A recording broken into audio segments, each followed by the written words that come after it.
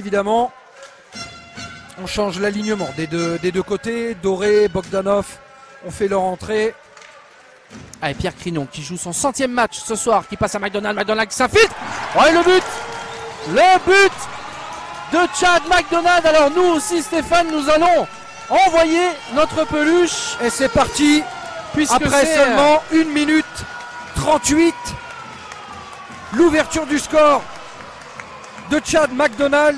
Qui verra Pierre Crinon s'octroyer une assistance sur ce but que vous allez revoir. On va partir de derrière la cage pour cette action. On va laisser à McDonald pleine vitesse qui va relaisser ce palais à Pierre Crinon en 1-2 qui va venir s'infiltrer dans la défense des Aigles et trouver le fond des filets pour ce premier but. Et sur le premier tir cadré des Rapaces de Gap, Sergueï Korochoun battu une première fois ici à l'Alparena, et ce qui amène donc les Rapaces de Gap à mener 1-0. Et donc maintenant, mon cher Pierre, il va falloir nous combler un petit peu le temps que ces peluches elles vont être ramassées en tout cas par les jeunes, très jeunes hockeyeurs des sections mineures. Alors vu la taille, je pense qu'on doit être dans du U9, peut-être même peut-être U7.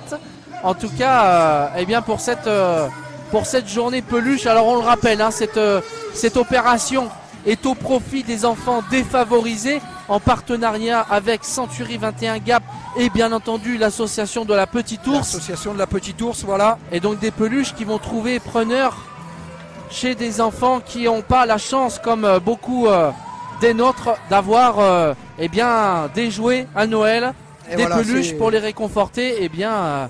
Ils vont avoir de dans l'esprit et voilà, c'est quand même, ça a été assez suivi.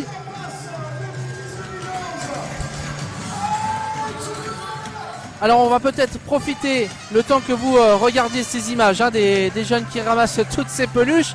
Alors les joueurs de Nice et les joueurs de Gap, bien entendu. Les joueurs, alors on le disait, entre de part et d'autre, Grenoble et Rouen, le match qui s'est joué à partir de 15h, victoire des Brûleurs de Loup qui avaient vraiment besoin de cette victoire. Les Brûleurs de Loup après une série un match compliquée. indécis quand même. Le premier tiers qui s'était soldé par un score nul et vierge, suivi rapidement dans la première, le début du deuxième 20 de l'ouverture du score de Bostian Golicic. Est servi par Olivier Dammalka, le tout nouveau grenoblois qui marque son premier point avec les Brûleurs de Loup. Et fatalité, c'est contre les Dragons de Rouen, le club dans lequel il a joué l'année passée. Il me semble que c'est Matt Leblond.